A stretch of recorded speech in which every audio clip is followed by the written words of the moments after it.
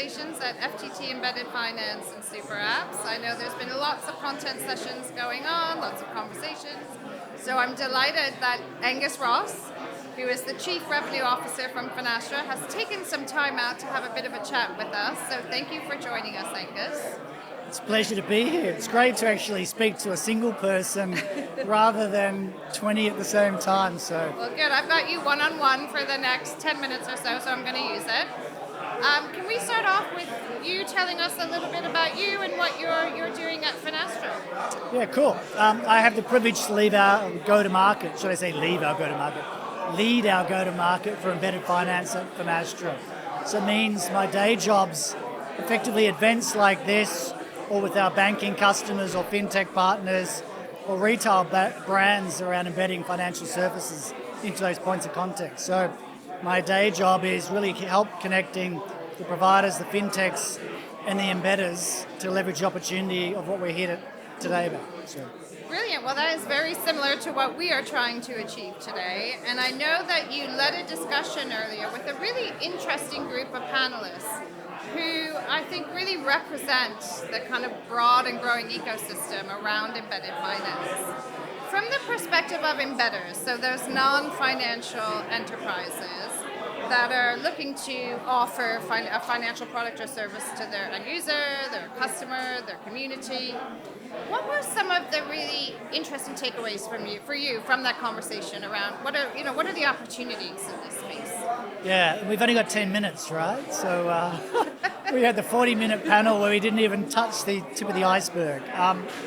Look, as you said, the day job of embedders is very different to the day job of bankers, right?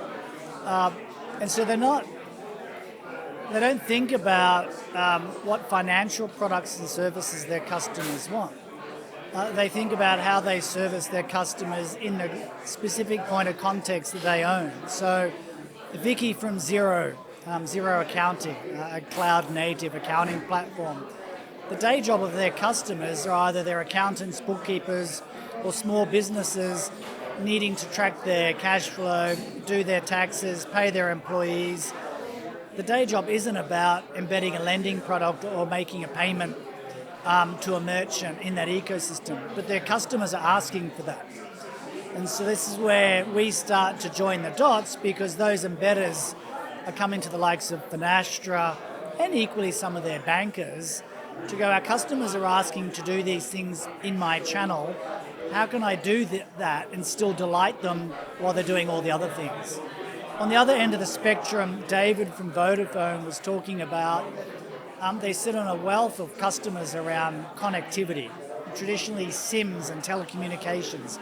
Now the connected economy, the economy of things, the IoT. Who are the customers there? There's two devices talking to each other, paying or making a lending proposition. Humans aren't involved in that interaction. And so how do you embed financial services into the connected economy? And then you had Akita from US Bank and Lawrence from eBay. They've got all different perspectives. And I think the key takeaways were, at the embedded level, there's not one size fits all. So really get an understanding of what are the financial services, or more importantly, needs or experiences that your customers are looking to do within your channel. They might not even be aware of it. And then understand, okay, how do we connect to many providers? Because there's not one that will solve all your problems to service those. And then lastly, what's the data and technology requirements that ultimately will underpin that? So. Yeah, that's fascinating, and that was a really interesting array of panelists there, and thinking about, as you said, the needs of their end users are very different and obviously differ across time. So looking ahead and thinking about embedded finance, obviously there's a lot of buzz around embedded finance here today, and we've spoken about it in terms of lots of different opportunities.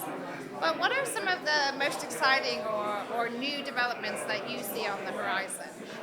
I think the first exciting one is people are starting to make money out of embedded finance, right? It's gone from a hype and a theoretical concept and big market sizes to there's some real use cases hitting the market that show that, one, you can surprise and delight your customers. So there's definitely a customer experience strategy here, and you can start to monetize it. And so the whole genesis of the panel was, we've heard a lot of the buzz around embedded finance. What's happening right here, right now? So what are customers asking for? Not ours, but end consumers or businesses. What data and technology exists now that will underpin that? And most importantly, how do you evolve your partner ecosystem to embrace it? Because no one can do it alone. Even Finastra, we're partnering. We're a pure play technology organisation, and we need to partner to accelerate our capabilities to market. So embedders do and providers do. So I think the headline here is absolutely get a sense of what your customer's pulse is, what they're really demanding or needing or wanting in that point of context. Quickly get an understanding, does your technology and data environment enable that? And if it doesn't, come and have a chat to the likes of Finastra. And then lastly, be aware that it takes a village to deliver against this, not a city. Right? So you can't go and partner with 1,000 organisations because you won't get anything done. Who are the handful of partners that are going to really help you get to where your customers want you to be? That is a brilliant analogy on which to end. It takes a village, but not necessarily a city, to deliver on embedded finance. Thank you so much, Angus, for taking the time to speak to us, and I hope you enjoy the rest of the day. Thank you very much. Great to be here.